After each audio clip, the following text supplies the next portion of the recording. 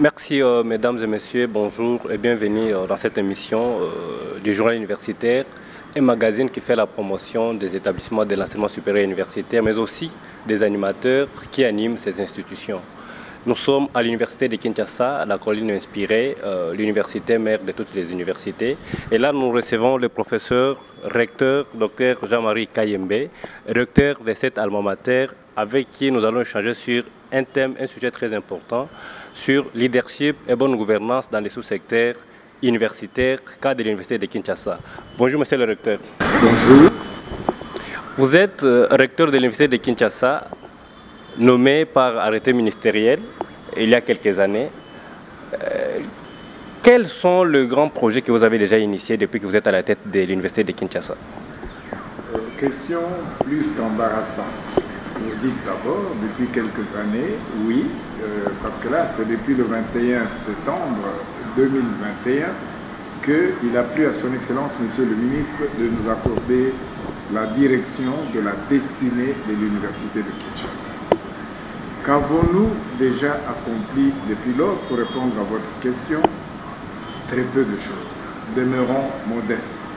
Parce que même le leadership transformationnel se fait lorsque vous avez absolument et de manière assez soutenue et pérenne l'adhésion de ceux avec qui vous présidez aux destinées de la maison. Je vois donc le comité de gestion, je vois les corporations syndicales, notamment la PUTIM, la PAT qui est l'association des administratifs, l'ACS, l'association des scientifiques, mais également la coordination estudiantine, le monde travailleur et ouvrier. Nous avons déjà réalisé d'abord une enquête, un état de lieu, sans complaisance de ce que nous trouvions. Et nous avons, à partir de cela, confectionné une carte postale qui est une sorte de tableau de bord, une sorte d'indicateur pour nous dire où nous allons avec cette institution. De l'état de lieu, nous avons retenu que nous avions des problèmes très sérieux de la gestion du grand nombre d'étudiants. Fondée en 1954 par Monseigneur Luc Gillon, cette alma mater était pressentie, comment dirais-je, encadrer 6 000 étudiants. Nous en avons aujourd'hui 5 fois plus ou moins 30 000. Se pose dès lors un premier défi, qui est celui de la gestion de ce grand nombre dans des bâtiments qui ne sont pas extensibles, parce que nous avons ces constructions remontant à l'époque de Monseigneur Gillon. Le faire ne pourrait se faire que lorsque nous acceptons absolument la numérisation de toute notre gestion. Et qui dit numériser, dit avoir absolument des infrastructures pour le faire, mais surtout des ressources humaines adéquates. C'est là où nous rencontrons un premier défi, une première résistance, comme on en voit dans toutes les sociétés en voie de mutation. Nous avons lancé, tout au moins, le goût et l'espoir de la numérisation, la digitalisation de toutes nos gestions, qu'elles soient académiques, qu'elles soient administratives, scientifiques et qu'elles soient également financières. Numériser a été notre premier leitmotiv. L'accomplir, je me répète, signifie acquérir des équipements et nous recourons de manière assez évidente à tous nos partenaires, des universités sœurs à l'étranger, mais également, et c'est là un appel pathétique que je lance à nos alumni qui, à l'instar d'autres universités américaines, européennes, etc., ont le goût de voir évoluer leur institution. Donc nous avons avant tout un défi de leadership dans le sens de la numérisation. Nous avons également souhaité que l'université joue pleinement son rôle. Le premier étant celui de la recherche. Et dans ce domaine plus particulièrement, nous avons instauré, et nous croyons très fort, que le leadership dans le domaine de la recherche, ce sera celui qui passe à travers la confection, l'érection des écoles doctorales dignes de ce nom, mais également, au-delà de ces écoles doctorales, la confection d'un troisième cycle ayant pour base la transversalité des thématiques abordées, la multidisciplinarité qui ici est déjà en application. Nous avons autour de cela rédigé un plan stratégique 2023-2028. Et ce plan stratégique comporte, comme les tribus d'Israël, 12 chapitres. Et le chapitre adresse des questions particulières de la gouvernance administrative, de la gouvernance académique, de la gouvernance de recherche, parce que réellement nous y croyons. Et là, nous sommes en train de développer également un partenariat très sûr avec nos partenaires traditionnels. Je citerai la KU Leuven, je citerai l'UC Louvain, mais je citerai également l'Université de Liège parmi les francophones en Europe, pour comment digitaliser et archiver nos documents. Si on y prend garde, dans les 20 ans à venir, nous risquons de ne plus avoir des archives dans notre institution. Voilà donc un petit peu la première orientation et le premier plan sur lequel nous nous appesantissons. Je n'oublierai certes pas les services à la communauté, mais je pense que vous me reprendrez éventuellement pour éviter de monopoliser la parole sur ce plan de services rendu à la communauté. Monsieur le recteur, à votre arrivée en 2021, vous avez intitulé un projet Unikin Solution. Êtes-vous fier de ce que vous appelez Unikin Solution? Puisque former, c'est pour transformer, pour que ces étudiants-là deviennent responsables, deviennent aussi utiles pour la communauté. Êtes-vous fier d'appeler Unikin Solution? Je suis déjà fier de vous avoir, vous, un ancien de l'Unikin, en train de m'interviewer en ce moment. Vous pensez que ce n'est pas un motif de fierté pour moi de voir du journalisme étudié à l'Unikin, mais transformé et sur terrain, sur un plateau, je suis interviewé par un produit pur de l'Unikin. C'est motif de fierté. Je vous parlais de service à la communauté. Oui, nous avons volé, c'est le cas de le dire, le slogan « Solution » au président de la République, Félix Antoine Tshisekedi Tshilombo, qu'avec beaucoup de respect, je salue en ce moment. Voilà. Parce qu'il a présenté notre pays, et à juste titre, comme étant un pays solution en ce qui concerne les questions de changement climatique. Nous avons l'eau, nous avons la forêt. Et à la suite de cet appel du président de la République, nous avons, nous, instauré, développé une école de l'eau et renforcé les capacités de notre section de foresterie au niveau de la faculté des sciences agronomiques. Je vous informe qu'en ce moment précis, un bâtiment, un laboratoire de détection et d'études de la forêt est en voie d'être érigé en face de l'ancienne faculté de sciences agronomiques qui devra être sans doute l'œil, le bon œil pour observer tous les secrets que renferme encore la forêt équatoriale, notre forêt congolaise. Unikin Solution, c'est par exemple penser, et ces choses aujourd'hui faites, à des questions qui frappent de manière permanente notre société, notamment celle de la sécurité alimentaire. Et dans ce domaine, nous avons un partenariat avec certains organismes internationaux, mais également localement, avec une expertise telle que celle de Bilanga Yabeto, parce que nous voulons réellement transformer nos 400 hectares en Dili Brasserie en un modèle d'enseignement aux maraîchères et aux maraîchers de comment bien faire la culture.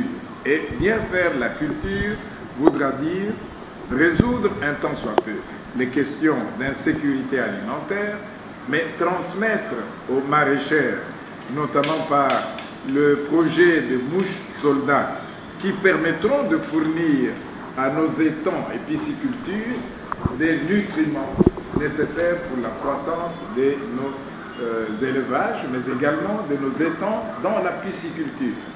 Donc là, nous pensons déjà à résoudre, à accompagner, à soulager un problème réel de société. Mais où trouvez-vous les financements, monsieur le recteur? Les financements sont jusqu'aujourd'hui honnêtement dans nos têtes. Et je vous ai parlé très sérieusement de nos partenaires. Le premier partenaire étant l'État congolais. Je dois vous dire que nous sommes en ce moment en train de réflexionner, ça a pris du retard certes, et c'est de nouveau un appel de pied que nous lançons là, de réflexionner notre salle de promotion. Nous sommes en voie, avec le Front de promotion de l'éducation nationale, d'ériger un incubateur. Et parmi nos partenaires extérieurs, nous avons notamment l'AUF, l'Association des universités francophones, avec laquelle nous sommes en train de développer la culture de l'entrepreneuriat auprès de nos étudiants. L'enseignement de l'entrepreneuriat est chez nous transversal. Il concerne toutes les facultés parce que là aussi, avec des organismes comme l'ARSP, nous voulons que ces jeunes millionnaires créés en République démocratique du Congo le soient avant tout dans le monde des étudiants. Nous avons un problème crucial sur la ville de Kinshasa aujourd'hui, c'est celui des embouteillages. Dans moins d'une dizaine de jours, la réflexion des experts de l'université de Kinshasa, mais aussi d'autres secteurs, sera présentée au premier consommateur qui est la ville, qui est le gouvernement national, l'exécutif national, etc. Les universitaires ont réfléchi et proposeront à court, à moyen et long terme des solutions potentielles sur cette question épineuse de l'embouteillage. Voilà comment déjà nous participons à apporter des solutions à l'État. Sans être exhaustif, voilà là quelques orientations qui font que nous sommes fiers de bomber le torse et de dire nous sommes réellement une équipe solution. Oui, l'équipe solution, c'est aussi mettre l'étudiant au centre de vos actions. Vous avez évoqué la problématique de l'insécurité alimentaire avec les sites d'Indil Brasserie. Quelle est la place de l'étudiant dans ce travail-là, monsieur le recteur? Vous connaissez le slogan en vogue aujourd'hui, un étudiant, un hectare. Nous ne sommes pas étrangers à cela. Indil Brasserie, avec nombreux de nos partenaires, de recherche qui permettront de voir comment et quelle culture peut être produite de manière pérenne toute l'année en République démocratique du Congo. Nous avons également une réflexion sur la rareté du maïs qui a frappé les régions comme les deux Kasaï, mais également la région du Katanga, enfin, de Haut-Katanga, etc. Nous devons savoir que chez nous, avec la diversité de climat, mais aussi la biodiversité, il y a des cultures qui peuvent être pérennisées. Il y a à côté de cela, comment produire des protéines végétales naturelles pour nos enfants par la culture d'imposé, la culture des chenilles, etc. Voilà quelques créneaux de réflexion. Sans vouloir parler du domaine de la santé, en parlant quand même, avec notre école de santé publique, qui s'emploie à la formation, à la, comment dirais-je, la culture, le développement de compétences chez les sages-femmes, chez les néonatologues, pour ici accompagner le projet de maternité gratuite du président de la République. Oui, revenons sur les différents piliers, notamment la gouvernance académique et la gouvernance financière, monsieur le recteur. Depuis un certain temps, la Cité essaie de critiquer l'université de Kinshasa par rapport à la soutenance des différentes thèses qui sont soutenues à l'UNIKIN, notamment l'UNIKIN est en train de vendre les diplômes, notamment l'UNIKIN est en train de donner des thèses de doctorat aux politiciens en tant que numéro 1 de l'université de Kinshasa. Quel mot placerez-vous pour désorienter ou démentir à cette population qui dit non, actuellement à l'université de Kinshasa, pour devenir docteur, il faut être politicien. Et puis les politiciens, leur situation ne traîne pas, une fois inscrit, 3 ans, 4 ans, il devient un professeur. On ne peut pas empêcher l'opinion publique de se faire, de se vendre, de diffuser des informations en tous sens. Je souhaiterais que nous soient opposés ces 3 dernières années éventuellement des thèses qui ont été ou qui apparaissent comme étant vendues, accordées à des personnes non méritantes. Je voudrais ici reconnaître qu'on ne peut pas empêcher qui souhaite de le faire d'étudier ou d'accéder à la thèse. Mais nous tenons très fortement à la qualité, à la manière dont on accède à cette thèse. Nous n'acceptons quand même pas cette facilité, étant donné déjà que depuis maintenant, c'est la 3e année, nous avons un secrétariat général à la recherche, chose qui n'existait pas, qui a déjà imposé pour nos thésards et nos masterants à l'université de Kinshasa un test anti-plagiat. Nous n'avons pas beaucoup attendu pour le faire. Lorsque vous présentez un travail de thèse, de mémoire, etc., sachez qu'il sera soumis au test anti-plagiat qui lui donnera l'autorisation ou non d'accepter un travail qui est présenté. Nous instaurons avec les différents doyens, les différentes facultés, la rigueur dans le suivi même des programmes. Nous avons aujourd'hui une checklist pour qui veut s'inscrire au, comment dirais-je, au master ou qui peut s'inscrire à la thèse, sans empêcher les personnes qui répondent à la qualité d'accéder. Elles peuvent être politiciens ou pas des politiciens, mais l'université n'est pas l'affaire majoritairement et exclusivement des politiciens. Mais si les politiciens viennent à l'université, sans doute qu'ils trouvent quelque part un attrait. Nous devons, surtout parmi nos alumni, de nous rendre fréquentables, afin que eux, qui sont où ils sont aujourd'hui à la gestion de la chose publique, soient des exemples et des modèles pour la jeunesse d'aujourd'hui qui, elle, va certainement diriger le Congo de demain. Donc, c'est une idée qui est comme ça répandue à travers la cité.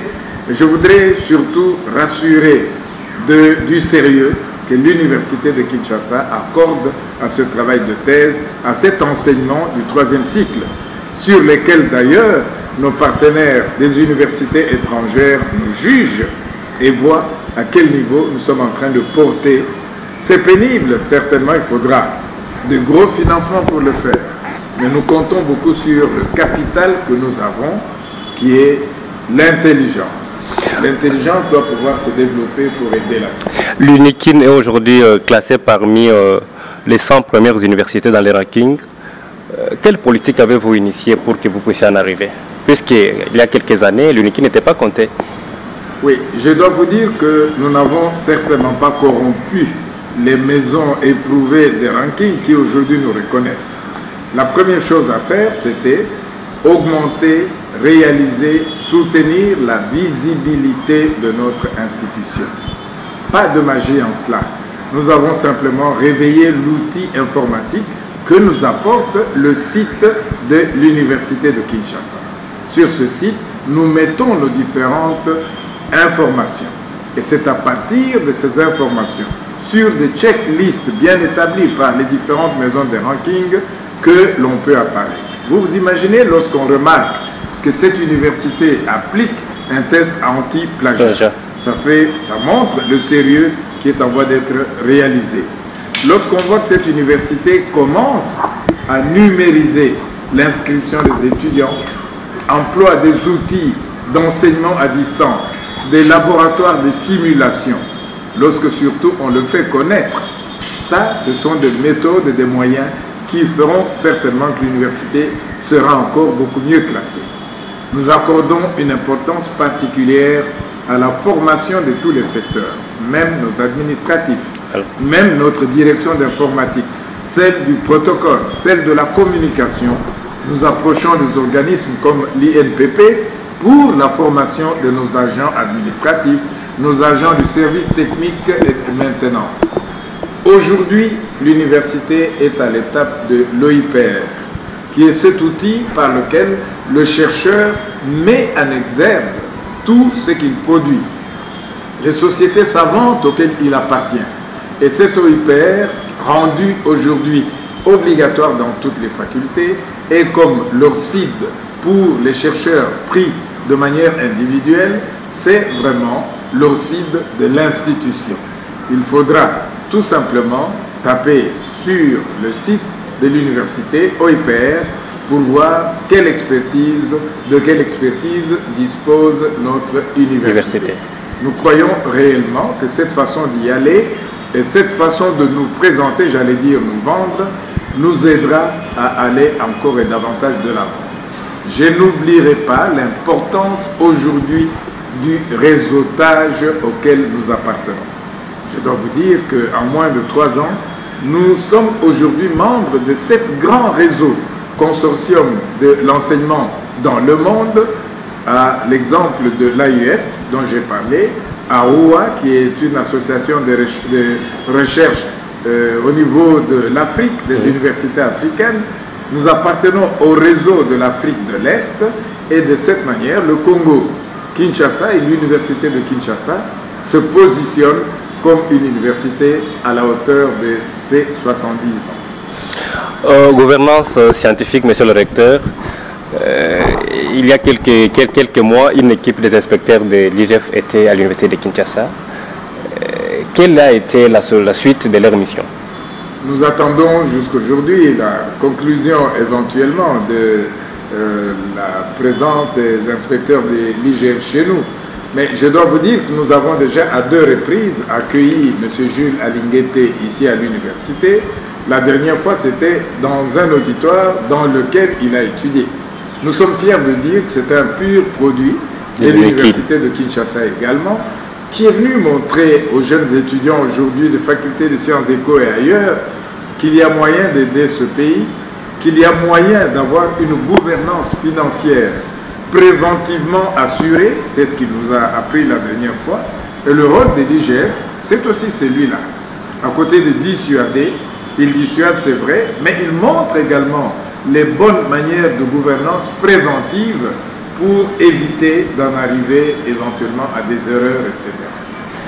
Oui, il y a une question souvent que j'entends parler quand je suis dans les milieux universitaires, les antivaleurs, notamment la vente des syllabus. Parfois, bien que ce n'est pas dans votre prérogative, mais en tant que numéro 1 de l'université de Kinshasa, quelle politique avez-vous initiée pour que ces antivaleurs puissent disparaître? Puisque vente des syllabus, interdit par le ministre honoraire, mais ça continue dans les différentes facultés. Et avec le système LMD, les étudiants rencontrent beaucoup de difficultés. Comment, quelle méthode ou quelle pratique, quelle solution allez-vous apporter pour que cette pratique ne puisse pas être continuelle dans vos différentes facultés, monsieur le recteur? Notre comité de gestion préconise de manière évidente, en y croyant vraiment, le dialogue. Le dialogue avec les enseignants, le développement de l'outil informatique le plus possible pour accéder à des écrits, à des publications en temps réel pour tous les étudiants. Mais du côté des étudiants, c'est aussi l'information. La lutte contre la pratique de la vente des syllabus est réelle. Et les quelques rares cas qui nous parviennent ne sont pas abandonnés sans une certaine approche pédagogique, qui peut être la dissuasion par le conseil et en cas de récidive, la sanction.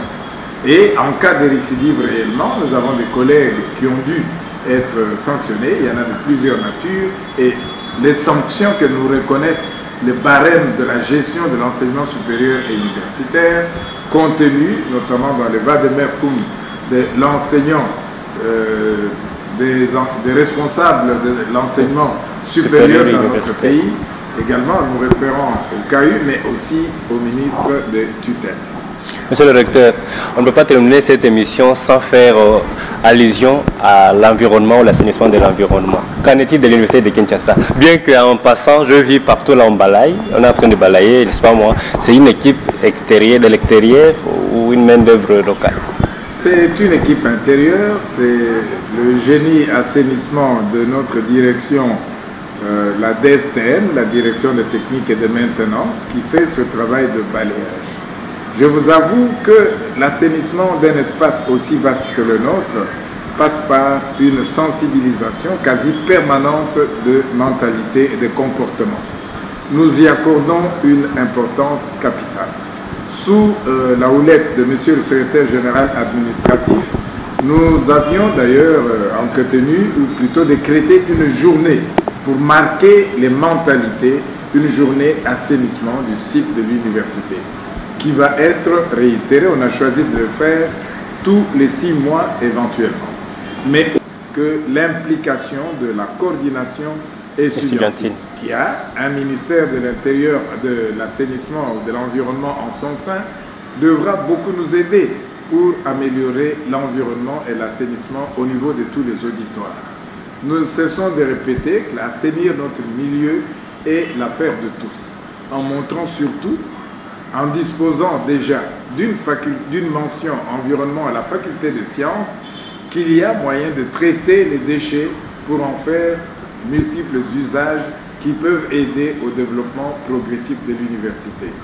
La tâche est certes ardue, mais on ne baissera pas les bras quant à ceux, et l'information, la sensibilisation sont permanentes sur notre site. Il y a 10 ans que la radio campus ne fonctionnait pas. Aujourd'hui, parmi les innovations et parmi les projets que vous parvenez de réaliser, c'est l'ouverture de la radio campus. Et comment va se faire la politique de recrutement et quels sont les animateurs de cette radio? Et où avez-vous eu le financement, monsieur le recteur? Nous avons sur fonds propres nos financements, il n'y a pas de secret. Ils proviennent essentiellement des frais académiques que payent, et d'ailleurs assez difficilement, nos étudiants. On peut le comprendre. Mais ce que nous voulons, c'est demain que l'université soit réellement, c'est dans nos projets absolument productrices de richesses, et ces richesses soumises à une justice distributive feront bénéficier à chacun et à tous du produit de la récolte commune. La radio-université, c'est sur les fonds propres de l'université que nous avons pu la réhabiliter. Et cette radio est dirigée aujourd'hui par M. Jean-Paul Bouya, qui est assistant principal auprès du recteur et professeur à la faculté des lettres, option sciences de la communication. Nous lui avons demandé que ce soit d'abord un outil d'entraînement et d'exercice pour nos différents étudiants de cette faculté en sciences de communication. Priorité leur sera donnée d'y aller comme à l'occasion des jobs d'étudiants, etc. Parce que, je vous le disais encore il y a peu, nous voulons vraiment créer des étudiants entrepreneurs. Et l'étudiant est réellement le centre de nos préoccupations et de nos actions. Il y a de cela une semaine, les administratifs de l'université de Kinshasa étaient à l'honneur. Honneur leur accordé, leur donné par, ou leur fait par monsieur le recteur, le professeur Jean-Marie Kayembe Ntumba. Monsieur le professeur, c'est la première phase ou bien ça sera continué? Ça va être une action continuelle. Le comité de gestion réfléchissant s'est dit, nous avons honoré nos émérites le 1er mai 2023 en leur octroyant des médailles, tout en reconnaissant que nos émérites méritent bien plus et tout en nous battant pour leur cahier de charges qui n'a pas encore trouvé réellement oreille attentive au niveau de l'exécutif. Nous nous engageons à poursuivre ce plaidoyer pour qu'enfin le professeur émérite en République démocratique du Congo recouvre ce que de droit. À côté de cela, on s'est dit, mais nous avons dans une université le personnel académique, scientifique, mais aussi le personnel technique ouvrier et administratif. Mais nos anciens, nos experts qui sont arrivés à l'honorariat, certains parmi eux ont connu et travaillé avec Monseigneur Luc Gillon. Nous devons également les honorer. À la suite de la sortie de l'arrêté reconnaissant leur honorariat par la tutelle, le ministère de l'ESU, nous nous sommes dit que l'université devait, de manière quoique modeste, reconnaître aussi cette catégorie-là de nos membres. Et c'est un exemple que nous allons certainement couler en sollicitant de la tutelle que soit reconnue une journée que nous allons accorder à nos émérites et à tous nos sujets appelés à l'honorariat. Pour ne pas multiplier des journées, ce serait déjà une très bonne chose qu'on nous accorde une journée réunissant ces deux catégories de personnes qui se sont manifestées par leur expertise et qui ont accompagné depuis le début les balbutiements, mais aujourd'hui la réalisation, cette université, aujourd'hui vieille de 70 ans. Cet entretien, monsieur le recteur, s'intitule « Leadership et bonne gouvernance ». Une question me vient en tête. Quel est le secret de réussite et de leadership pour le professeur Dr Jean-Marie Kayembe, recteur de l'Université de Kinshasa? Il est déjà très honnête et reconnaît en toute humilité qu'il ne s'est jamais positionné à un niveau extraordinaire de réalisation ni de quoi que ce soit. Le professeur Jean-Marie Kayembe fait sien ce rêve de Nelson Mandela. Tout commence par un rêve. Et le gagnant est le rêveur qui n'abandonne jamais. Voilà un petit peu ce qui définit l'homme. Et cet homme croit très fort en la magie, en la créativité de L'intelligence, vous attendez artificielle? Non, je voudrais dire l'intelligence collective. Ensemble, nous savons aller beaucoup plus loin. Merci, nous tendons vers la fin. Le recteur de l'Université de Kinshasa met toujours l'étudiant au centre de ses actions. D'ici là, c'est la rentrée académique. D'abord, c'est la clôture de l'année académique, et puis c'est la rentrée académique qui s'annonce. Quelle politique, monsieur le recteur, avez-vous initié ensemble avec le comité de gestion pour bien encadrer les étudiants, les élèves qui viennent des humanités et qui vont faire le choix dans les différentes facultés, pour que ces derniers s'adaptent comme responsables, comme entrepreneurs de demain? Question d'une importance capitale. L'université dans la cité. Nous venons du marché agricole Magric avec Bilanga Yabeto, c'était au collège Boboto. L'université de Kinshasa ouvre régulièrement ses portes à certaines institutions de l'enseignement secondaire qui viennent visiter les différentes facultés. Nous en avons eu déjà quelques-unes pour justement s'informer sur ce que nous faisons. Aujourd'hui, nous avons la radio université. Une de ses missions est celle de montrer, de présenter la carte postale de l'université aux nouveaux étudiants. Et les étudiants qui sont là aujourd'hui ont bénéficié, je remercie beaucoup le professeur Toussaint Chilombo quant à ceux, d'un encadrement de 48 heures sur la citoyenneté et le patriotisme. L'université s'inscrit dans cette mission d'éveil national. C'est aussi son rôle pour s'inscrire dans les questions évidentes de défense et de sécurisation de notre pays. Lentement mais sûrement, nous terminons cette émission avec le professeur Dr Jean-Marie Kayembentoumba, recteur de l'Université de Kinshasa, l'homme à double facette, double casquette. Il est également président de la conférence provinciale des chefs d'établissement de la ville-province de Kinshasa et membre de l'AIF. Un mot sur vos collègues, chefs d'établissement de la ville-province de Kinshasa, et surtout que vous avez une nouvelle autorité de tutelle, et sans oublier à l'occurrence l'excellence Madame Safi. À tous les collègues chefs de l'établissement de l'enseignement supérieur de la ville-province de Kinshasa, d'abord, je vous salue en souhaitant à chacun et à tous une réussite de cette année académique qui s'achève. Je voudrais que tous nous puissions, comme un seul homme, nous mettre autour de notre tutelle, son Excellence Madame la ministre Thérèse Sombo, qui, elle, a également le souci de voir son secteur, celui de l'enseignement supérieur et universitaire, évoluer en dépit des multiples défis auxquels est confrontée cette branche de la population congolaise. Ensemble et en union, défendons et protégeons ce que nous avons de plus cher, l'enseignement, la recherche, mais aussi le service à la communauté. Et l'enseignement et la recherche passent par la protection évidente de notre troisième cycle de formation, qui est le principal pourvoyeur de la relève académique utile et efficiente.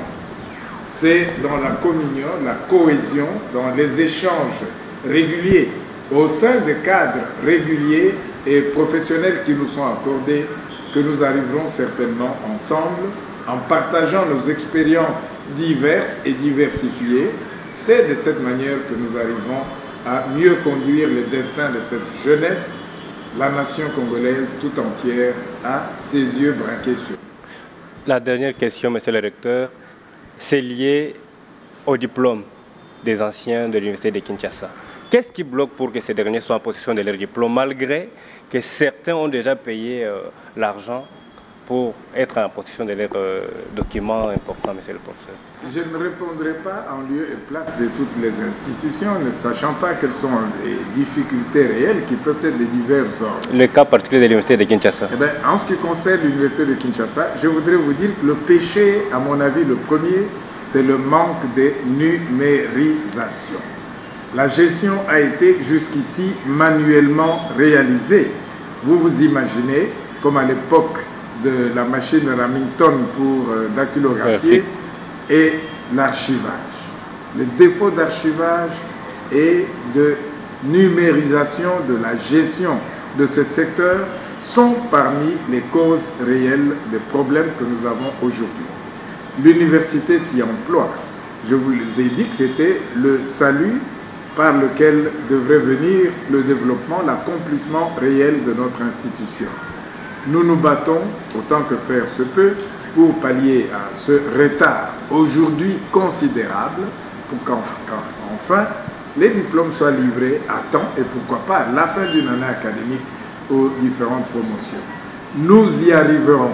Nous sommes en train de réaliser, au-delà de la formation des acteurs, aussi les ressources humaines compétentes. On a du mal à le croire, à le comprendre. Disposant d'une option mathématiques et info à l'université de Kinshasa, et puis informatique également à la faculté de Polytechnique. Donc nous promettons certainement que beaucoup d'efforts sont en train d'être accomplis dans ce domaine pour réaliser la délivrance à temps des diplômes. Merci beaucoup, monsieur le recteur. Je vous en prie.